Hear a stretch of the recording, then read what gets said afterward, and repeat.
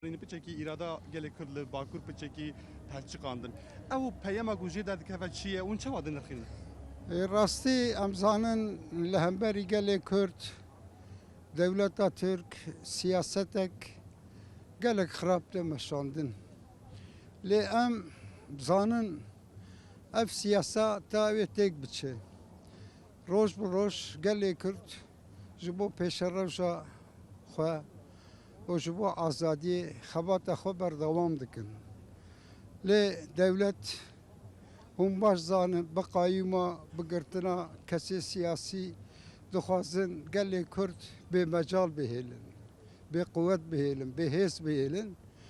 Lê em zanin gelê Kurd îrada xwe ji bo azadiyê dimeşîne. Ew çi bikin jî gelê Kurd ew ê bigêjin armanca xwe. û ev siyaseta îro li Tirkî tê meşandin em baş zanin ki ew ê têk biçe. Lê gelê Kurd xwe amade bikin gelek tiştê werguherandin. Ji ber vî havî berxwedana gelê Kurd ji me re gelekî girîng e. Em zanin û em hêvî dikin rojê geş û xweşewêr pêşiya me bin. û weke kesekî bi tecrübe siyasetmedarekî ku 5 sala vê qadê dizane di van rojên pêş de hêviyek heye ku nermahiyek çêbibe yan jî ji bo çareseriyê tiştek Rastî jî di vê hikûmetê de pir zêde hêviya me tuneyê. Lê tê guherandin, dünya tê guherandin, Tirkî werguherandin, siyasetê werguherandin, iqtîdarê werguherandin. Ê rastî em bi tekoşîna gelê Kurd bawerin. Em wexta îro 30 milyon Kurd li Tirkiye dijîn.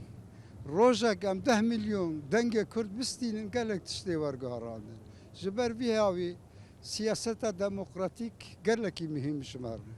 Artık dema siyaseta demokratîk e, dema diplomasiyeyê em hêvî dikin û em zanin ki di ser vê rêyê xebatê wergirin meşê wer meşandin.